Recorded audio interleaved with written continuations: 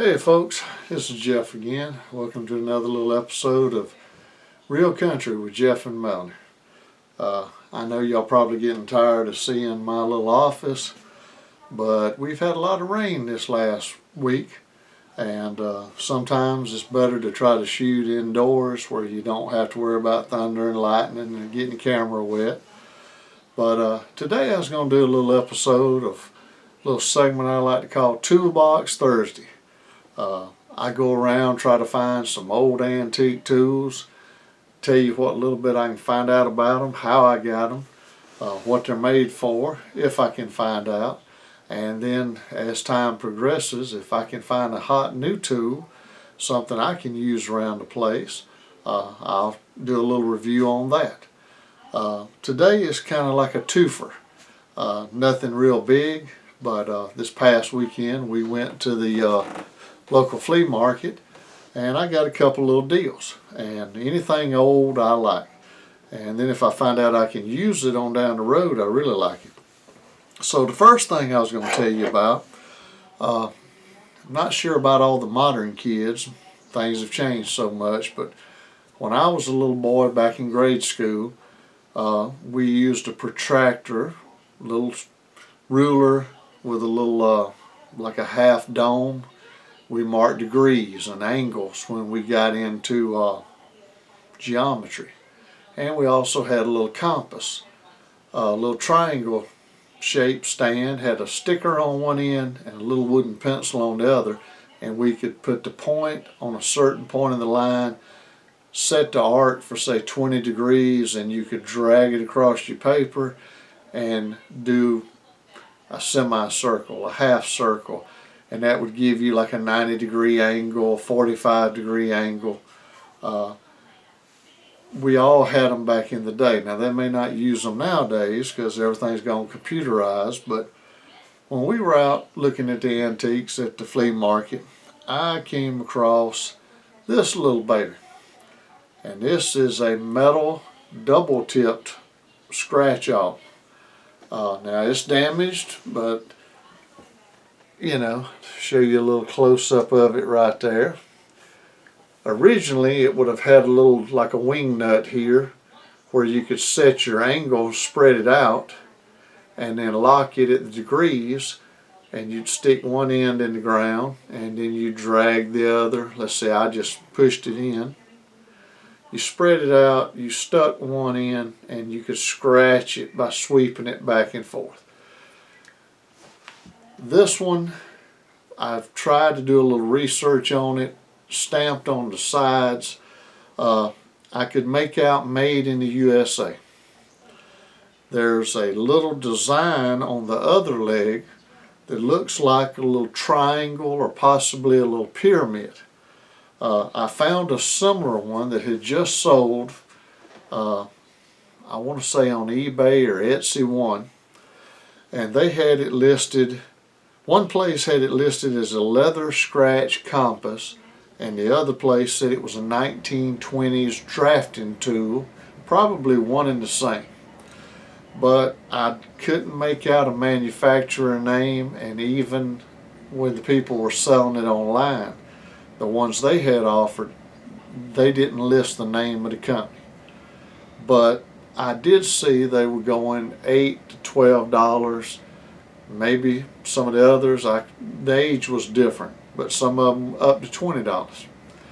But this is solid metal. You can hear it tapping on my little table there.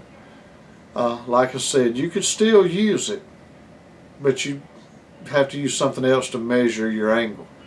But once again, I just like it. It's made in the USA. Like I said, it is definitely metal, and it possibly has been around since the 1920s. Like I said, that's way under before I got here. I think that's cool.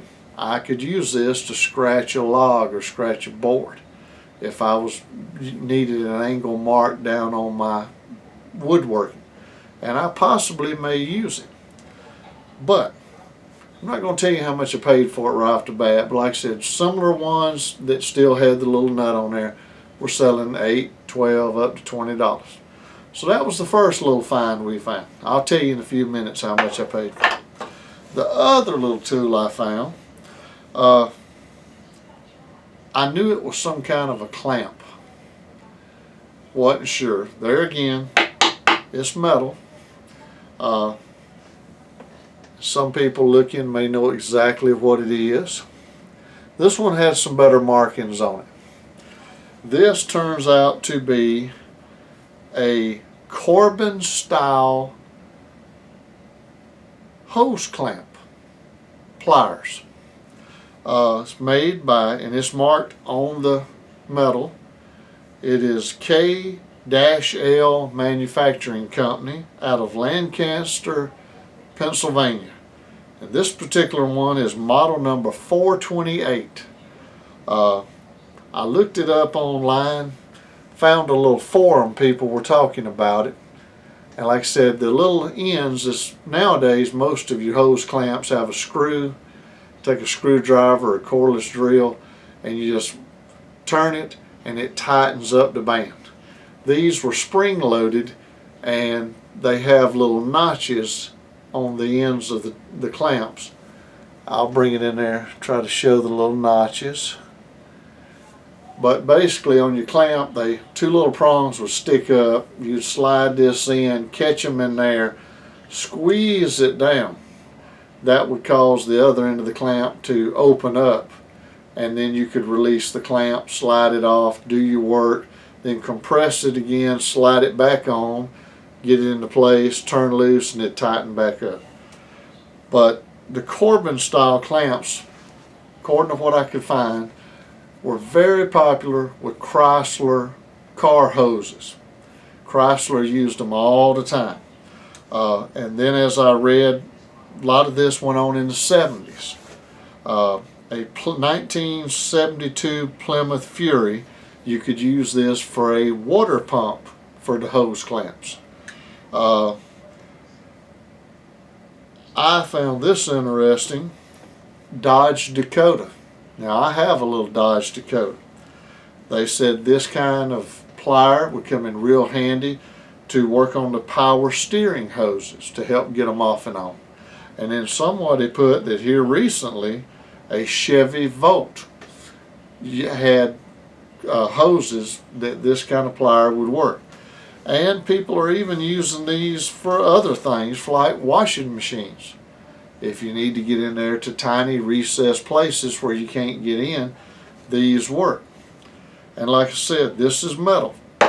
Now this one's probably not as old as the other tool I showed you. From what I understand, I'm guessing this goes back to around 1970. Maybe a little older, but it's definitely good metal. I mean, that's solid. Now, what I read on the ones I was reading about, these tips kind of rotated. Now, this one may just need cleaning, or it may have been hammered, but these don't seem to rotate at the present. I might could put some penetrating oil or WD-40 or something like that in there and loosen it up. They may start rotating back. But there again, that is an old tool, and I was tickled to find out that if I ever needed on my Dodge Dakota, it could help me out. But now for the money. This one right here was also selling, and the way they talk, these are collectible. They come in real handy. Anywhere from $10 or $12 to $20 for an old pair like this. They also have a model 429 that a lot of people find desirable. Apparently there was a series of these different sizes. But there again, both of these tools, old, made in the USA, metal, one possibly from the 20s, the other one from the 70s. If I wanted to sell them, might could get anywhere from $10 to $20, depending on who wanted them and how bad they wanted them. My bad luck is I don't turn loose nothing old. Now, if somebody rolls in and wants to offer me a couple of $1 million, I'll take a picture, have a Coke and a smile, and they're yours. I will ease your burden for a couple of million. But for what they're basically worth, I'd rather have them for little antiques or collectibles or dust collectors. Like I said, these can go in my shop. I paid $1 a piece. Don't know if persons that had them knew what they were or cared, but they were in a little bin, just everything was $1. that's the kind of little antique poor boy treasures that I enjoy looking for when we go out. My wife enjoys the same thing, a good old cookbook for $1. And we did pick up a couple of little cookbooks. I think we paid $1 or $2 for, I think, 2 cookbooks. And later on down the road, hopefully we can play a recipe with them and show you a good recipe like we've showed some of our other cooking videos that my wife does. But just wanted to stop and do a little quick video, a little segment for Thursday. I know I hadn't been putting out as many videos as I wanted to. We've had some things going on and the weather has messed me up. But hey, tomorrow's another day. And this weekend we'll be going some different places and hopefully bring you some better footage of outdoors, and weather is supposed to dry up a little bit. I hope next day or two I can maybe try to pick some black-eyed peas from the garden. They've started sprouting. And I know my wife is ready for a good mess of black-eyed peas with some good old rice and maybe some baked chicken. That'd be real good. But folks, I want to appreciate you checking us out. If you like what you see, these little videos, I know it wasn't nothing fancy, but anytime you see a little piece of history, learn a little thing, I learned something about them, it's interesting. Maybe it's interesting to y'all. But if you like the videos, please hit the like button. If you would subscribe, we can use all the help we can get. And if the good Lord's willing, the creek don't rise, we'll catch y'all down the road. Thank y'all. Have a good evening.